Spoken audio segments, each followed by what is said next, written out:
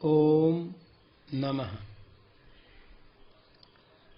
श्री महावीराय नमः। श्री द्वादशांग श्रुत देव्यै नमः। आचार्य श्री आदि सागर महावीर कीर्ति सन्मति सागर गुरुभ्यो नमो नमः।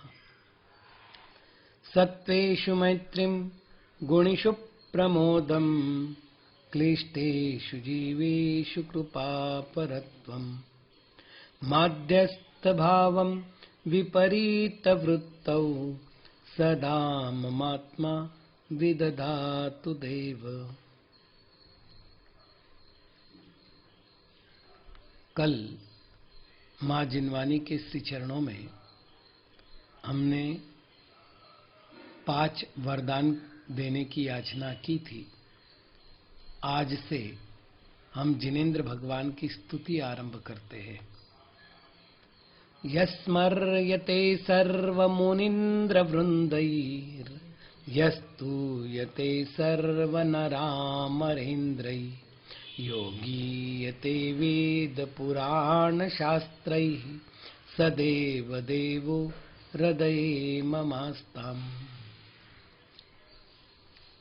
यह जो समस्त संपूर्ण मुनीन्द्र वृंदैः मुनीन्द्रों के समूह द्वारा स्मर्यते स्मरण किए जाते हैं, यह जो सर्वनरामरेन्द्रैः संपूर्ण मनुष्य और इंद्रों के द्वारा स्तूयते स्तुति किए जाते हैं, यह जो वेद पुराण शास्त्रैः वेदों के द्वारा पुराणों के द्वारा और शास्त्रों के द्वारा गीयते गाए जाते हैं, सह वह देवदेवः देवों का देव मम मेरे हृदय हृदय में आस्ताम विराजमान रहे। पहले 3 चरणों में भगवान की पूज्यता बताई गई है और अंतिम चरण में प्रार्थना की गई है। यहां पर भगवान के लिए शब्द आया देव देव। इसका वस्तुतः अर्थ होगा देवानाम देवः, जो देवों के भी देव है, अर्थात सर्वश्रेष्ठ देव को देव देव कहते हैं। तीसरी बात, जो महत्व का शब्द आया है वह आया है स्मर्यते स्तुयते और गीयते के रूप में। स्मर्यते स्मरण किया जाता है, स्तुयते स्तुति की जाती है, गीयते गुण गाए जाते हैं।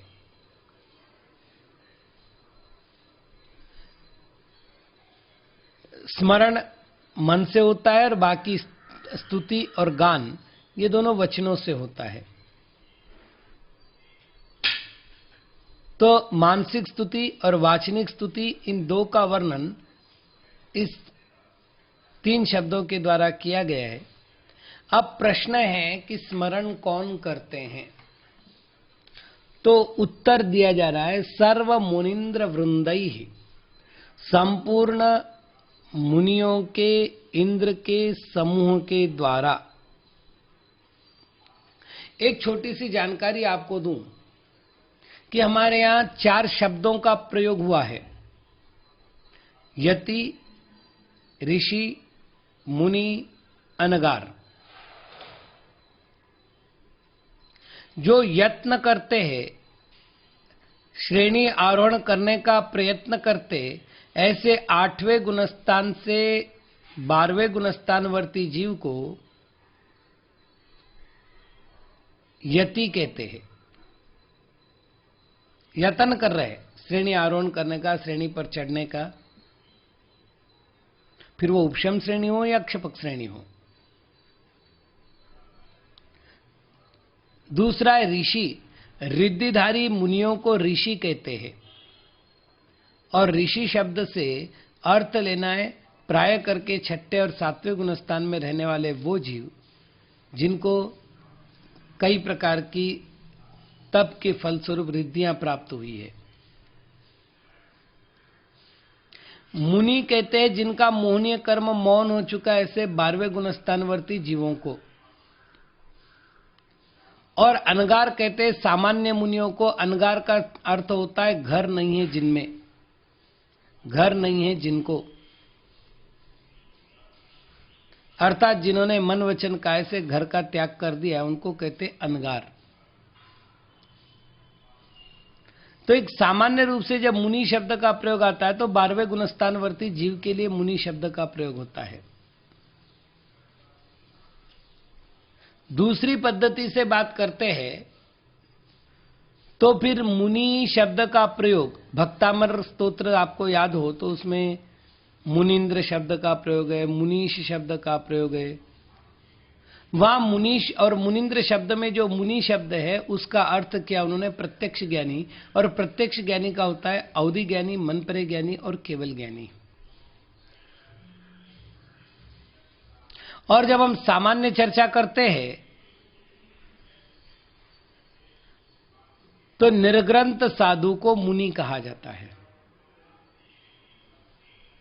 तो 3 शब्द मुनि शब्द से निष्पन्न हुए, मतलब 3 अर्थ निकले हैं। एक अर्थ लेना है 12वें गुणस्थानवर्ती, दूसरा अर्थ लेना है प्रत्यक्ष ज्ञानी, और तीसरा अर्थ लेना है सामान्य साधुगण अथवा 5वें परमेष्ठी। अब आगे चलते हम, यहां क्या अर्थ हो सकता है, क्योंकि 12वें गुणस्थानवर्ती जीव अर्यंतों का स्मरण तो करते नहीं, क्योंकि वहां पर वंद्य वंदक भाव नहीं है, इसलिए उनका ग्रहण तो हो नहीं सकता। अब मुनि शब्द से प्रत्यक्ष ज्ञानी ले तो बिल्कुल अर्थ ठीक हो जाएगा। प्रत्यक्ष ज्ञानी अर्थात अवधि ज्ञानी, मन परे ज्ञानी, केवल ज्ञानी का फिर भी ग्रहण नहीं करना है।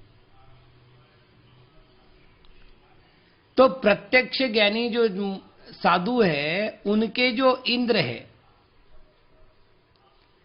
अर्थात इंद्र का अर्थ प्रधान, प्रमुख, नायक, तो यहां पर मुनिंद्र शब्द का अर्थ होगा गणधर, और वृंद होगा समूह के लिए, वृंद अर्थात समूह।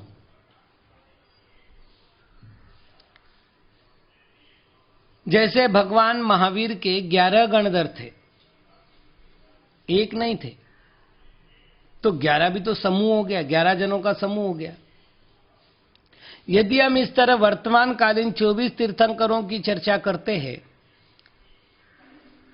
तो एक आचार्य परंपरा के अनुसार 1452 गणधर होते हैं और दूसरे आचार्य परमिष्टि के अनुसार 1459 गणधर होते हैं, मतलब 7 संख्या का अंतर है। सुमतिनाथ भगवान के किसी ने 105 गणधर माने हैं और किसी ने 112 माने हैं, ये छोटा सा अंतर है।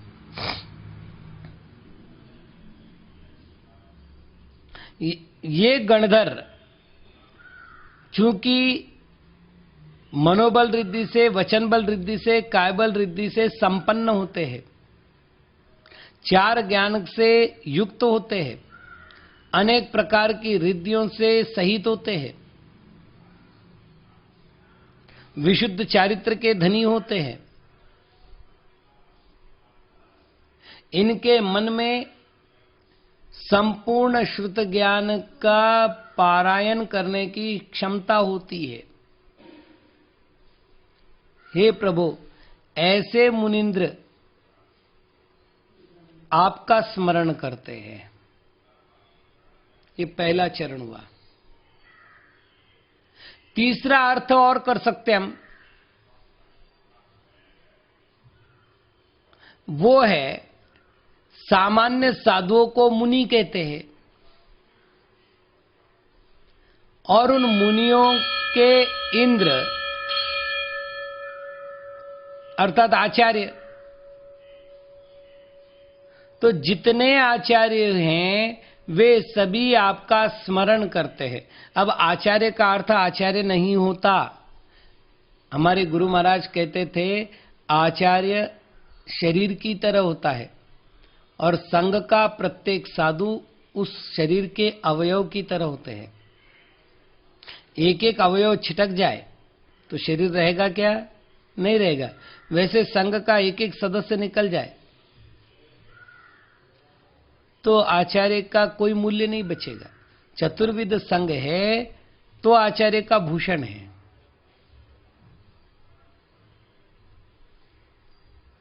तो जब हमने कहा सर्व मुनिंद्र वृंदै स्तूयत स्मर्यते, इसका अर्थ हुआ कि चतुर्विध संघ ने जिनको प्रमुख माना है वो आपकी स्तुति कर रहे हैं। इसका अर्थ मुनि, आरिका, श्रावक, श्राविका, इन चारों प्रकार के संघ ने आपकी स्तुति का आरंभ किया है, आपका स्मरण प्रारंभ किया है।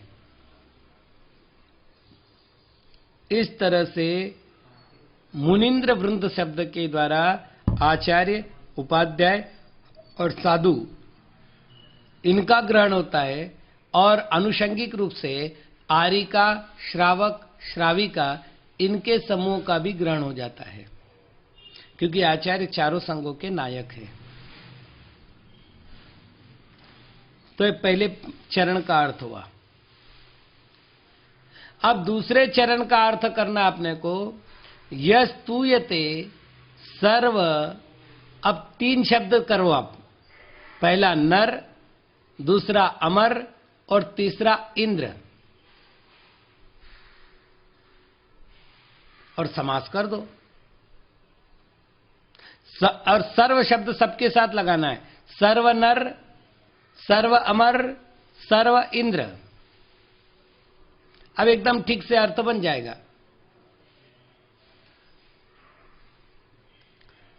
मनुष्य, यहां मनुष्य का अर्थ पुरुष नहीं, मनुष्य गति के जीव।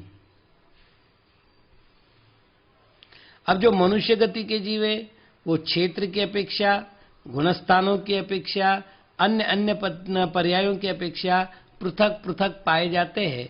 उन सबका समूह करने के लिए यहाँ सर्व शब्द का प्रयोग किया गया है। मतलब मनुष्यों में जितने भेद है उन सबका ग्रहण करना है। अमर शब्द से यहाँ देवों का ग्रहण करना है।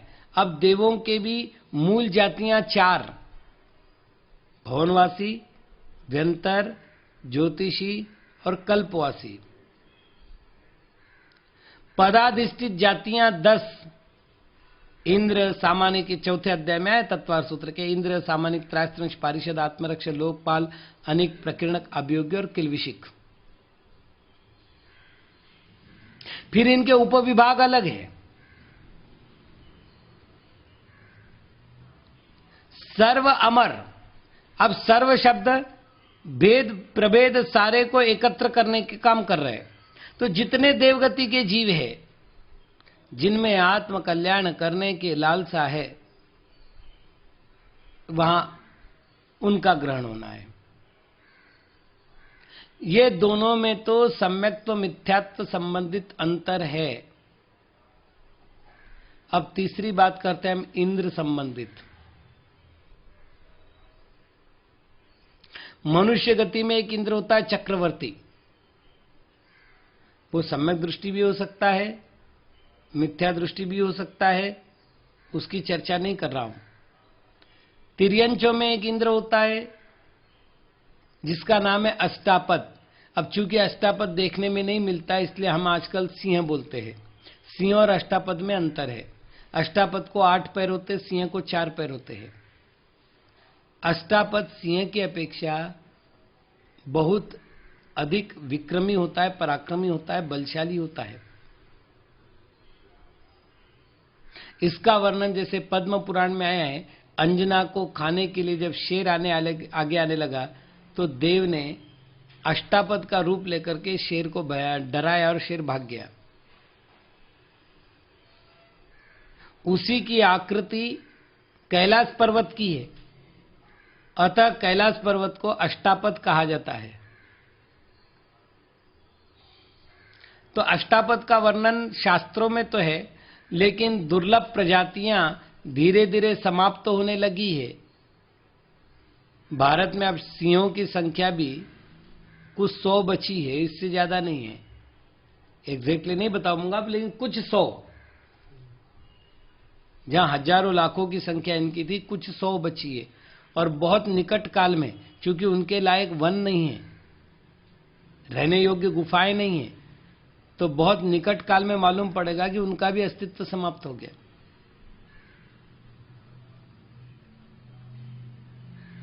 तो मनुष्यों का एक इंद्र और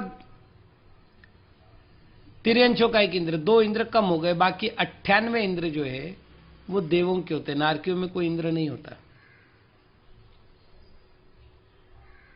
98 इंद्र में से भवनवासी के 40, व्यंतरों के 32, 72 हो गए, ज्योतिषियों के 2, 74 हो गए, और कल्पवासियों के 24 इंद्र होते हैं। अब हम वापिस चले। भवनवासी के जो 40 इंद्र है वो इस प्रकार है कि भवनवासियों की 10 जातियां हैं। असुर, नाग वगैरह नाम दिए तत्व सूत्र के 4थे अध्याय में 10 जातियां हैं। उन 10 जातियों में प्रत्येक जाति में 2-2 इंद्र और 2-2 प्रतिंद्र होते हैं। तो 10 जाति में 2 इंद्र 2 प्रतिंद्र के हिसाब से 4-4 हो गए, तो 40 हो गए। व्यंतरों की 8 जातियां, इनके भी नाम तत्वार सूत्र में दिए गए हैं 4थे अध्याय में। प्रत्येक में 2 इंद्र और 2 प्रतिंद्र, इस प्रकार गणना करने पर 32 हो गए। ज्योतिषियों में चंद्र इंद्र होता है और सूर्य प्रतिंद्र होता है, ये 2 ही होते। ग्रह, नक्षत्र, ताराओं में कोई इंद्र प्रतिंद्र व्यवस्था नहीं है। ये चंद्रमा के परिवार में आते हैं।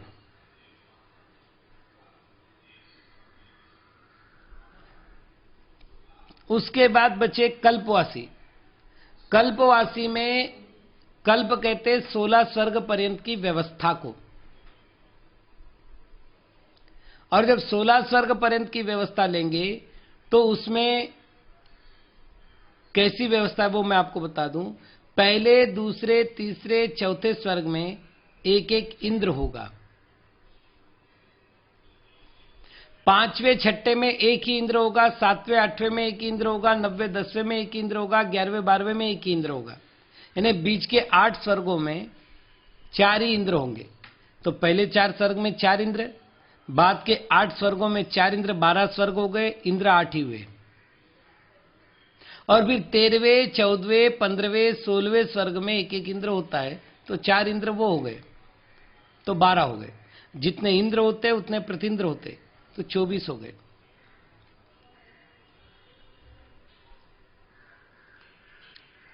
अब एक महत्व की सूचना, आचार्य कुनकुन महाराज प्रवचन सार की 6ठी गाथा में एक वाक्य लिखते हैं, जो मैं आपके सामने बता रहा हूं। गाथा है, संपज्जति निवाणम देवासुर मणुयराय व्यवेहिम जीवस्य चरितादो दंसन नाण पहाणादो। जिसका दर्शन ज्ञान प्रधान है,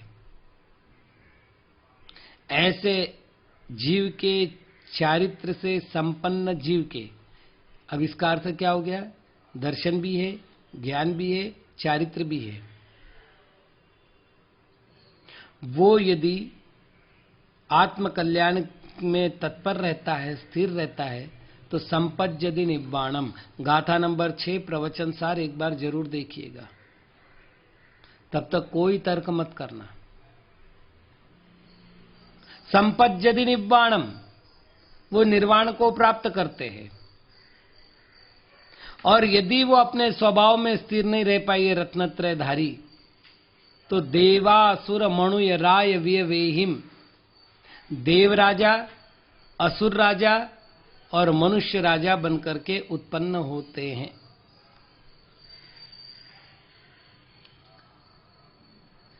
ये तो आपने सुना होगा कि भवंतरिक में जन्म लेने वाला जीव मिथ्या दृष्टि ही होता है।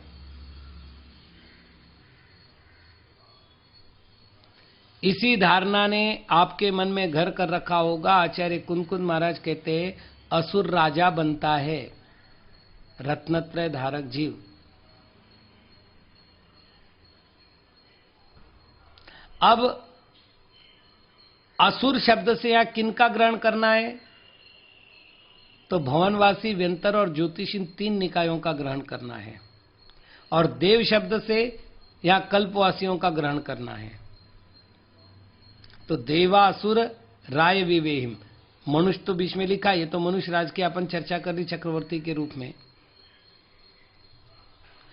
अब एक प्रश्न आया कि सम्यक दृष्टि असुरेषु मध्ये कथम उत्पद्यत इति चेत। और ये प्रश्न मेरे पास नहीं है, ये प्रश्न आचार्य जयसेन महाराज के पास है। इस गाथा की टीका में उन्होंने इस प्रश्न को उठाया है। सम्यक दृष्टि जीव असुरों में कैसे उत्पन्न होता है? तो आचार्य महाराज उत्तर दे रहे, मरण काले सम्यक्त्व विराधनाम कृत्वा तत्र उत्पद्यत इति नास्ति दोषः। मरण काल में किसी मुनिराज ने सम्यक्त्व की विराधना की, रत्नत्रय की विराधना की, और वो कल्पवासी बनने के स्थान पर भवंतरिक में जन्म ले चुके। चूंकि देवों में सम्यक चारित्र होता ही नहीं, इसलिए न तो कल्पवासियों में न भवनवासी वगैरह वे में है, मतलब भवंतरिक में है। इसकी चर्चा तो अपन छोड़ देवे। अब बचे 2 रत्न, सम्यक दर्शन और सम्यक ज्ञान। तो सम्यक दृष्टि मुनिराज मरण काल में आराधना के जो 5 भेद किए हैं, बहुत महत्वपूर्ण है। उज्जोवणम उज्जवणम निव्वाणम सहाणम च निच्छरणम, ये 5 भेद है। उद्योतन, उद्यवन, निर्वाण, साधर और निस्तरण, ये आराधना के 5 भेद है। इसमें जो निस्तरण नाम की आराधना है, उसका अर्थ है पर भव में 7 रत्नत्रय ले जाना। तो सम्यक चारित्र को तो साथ ले जा नहीं सकते, तो सम्यक चारित्र की भावना साथ में ले जाएंगे। बृहद प्रतिक्रमण में इसका बहुत सुंदर वर्णन है। तभी उनकी इच्छा होगी कि हमें नंदीश्वर द्वीप जाकर पूजा करने, तभी उनकी इच्छा होगी कि समो शरण में जाकर के हमें भगवान की दिव्य ध्वनि होनी सुननी है, तभी उनकी इच्छा होगी कि मुनियों के चरणों में बैठ करके धर्म ध्यान करना है, धर्म आराधना करनी है, धर्म साधना के लिए सहयोग करना है। ये भावना तभी जानती है जब चारित्र की भावना होती है। ध्यान रखना, जो मुनि की निंदा करते हैं, मुनि के चारित्र का अपमान करते हैं, उन लोगों के कभी भी निस्तरण नहीं हो सकता, साधन नहीं हो सकता, निर्वहन नहीं हो सकता, उद्योतन नहीं हो सकता, उद्यवन नहीं हो सकता। सीधे सीधे शब्दों में कहूं तो आराधना नहीं हो सकती, क्योंकि चारित्र आराधना वही कर सकता है जो चारित्र की अनुमोदना करता है और चारित्र पालन करने में सहयोग प्रदान करता है।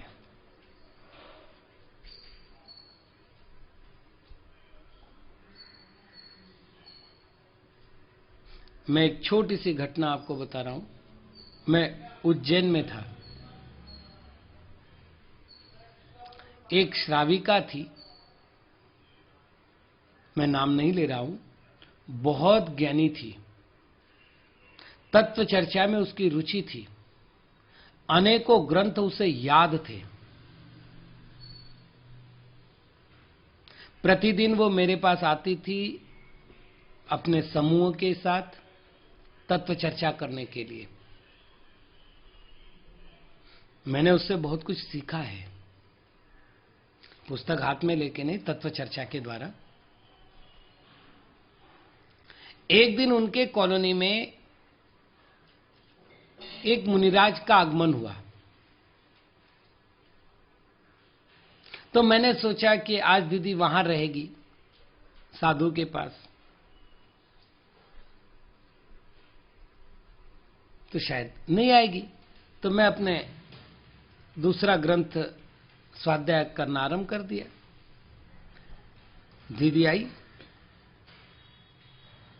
मैंने उनसे पूछा दीदी आपके कॉलोनी में भी मुनिराज आए आप यहाँ? तो बोले महाराज वो ठीक मुनि नहीं है।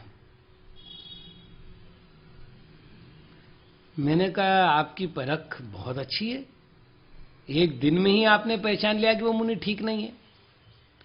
तो बोले वो आए तब से मैं देख रहे हूं श्रावकों को लेकर बैठे हैं, वो चर्चाएं कर रहे हैं, इधर उधर की बातें चल रही है।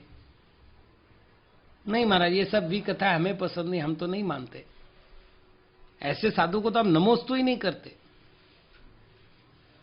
तो महाराज आज लेट हो गया, अपन चर्चा आरंभ करें। मैंने कहा रोज मैं आपसे चर्चा सुनता था, आज मैं चर्चा करूं तो कैसे रहेगा? बोले महाराज आपकी अनुकंपा होगी, आप तो ज्ञानी हैं। मैंने कहा बहन जी आप एक श्राविका है, और एक श्राविका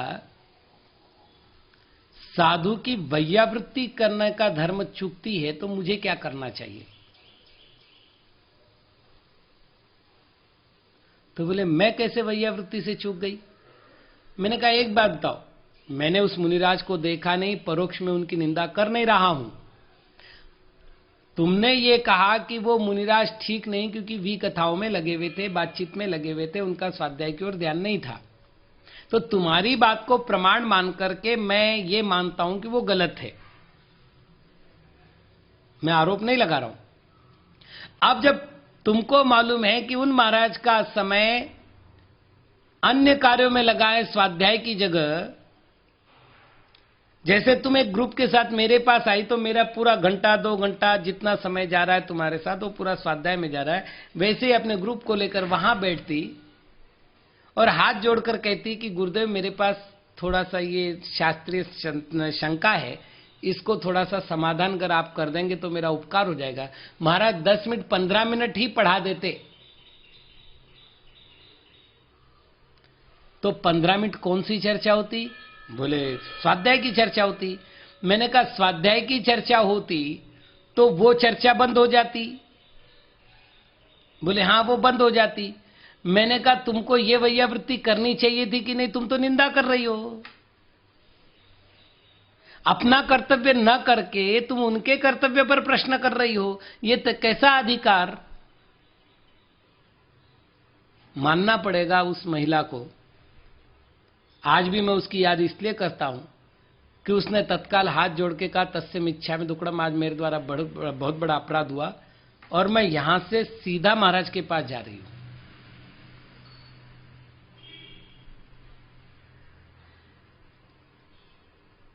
जब अगली बार वो मेरे पास आई महाराज के विहार के बाद, मैंने पूछा दीदी बहुत दिन लग गए। बोले महाराज क्या बताऊं?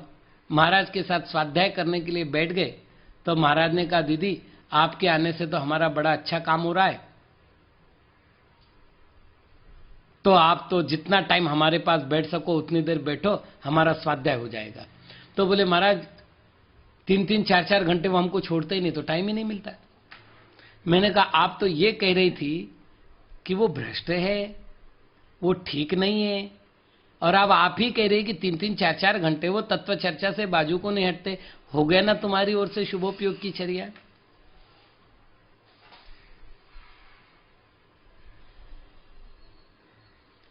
एक बात आपसे कह रहा हूं, अगर आराधना का ये 5 भेद मैंने बताए, उद्योतन, उद्यवन, निर्वण, साधारण, निस्तरण, इन 5 का यदि हमें पालन करना है तो पहला नियम ध्यान रखना है कि हमें चारित्र के साधना में मदद करनी है। जितनी मदद हम चारित्र की साधना में करेंगे वो चारित्र के निस्तरण में हमारा सहयोग करेगा। तो चारित्र का निस्तरण करने की संभावना तो देव अवस्था में है नहीं, क्योंकि देव अवस्था में संयम को लेकर के साथ नहीं जा सकते। तो फिर क्या करेंगे? चारित्र की भावना को साथ लेके जाएंगे, लेकिन सम्यक दर्शन और सम्यक ज्ञान की विशुद्धि को साथ लेके जाएंगे। ये एक बहुत बड़ी बात बता रहा हूं। यानी रत्नत्रय केवल इस धर्म, इस भव की पूंजी नहीं है। भगवती आराधना का निस्तरण प्रकरण निकाल लेना, मूल गाथा ही है, आपको पूरी बात मालूम पड़ जाएगी खैर, बहुत लंबा विषय हो गया, बाकी प्रकरण हम कल के विषय पर छोड़ते हैं। आज केवल हमने सर्व मुनिंद्र वृंद और सर्व नरा मरेंद्र की व्याख्या देखने का प्रयत्न किया था। शेष विषय समय आने पर। ओम नमः।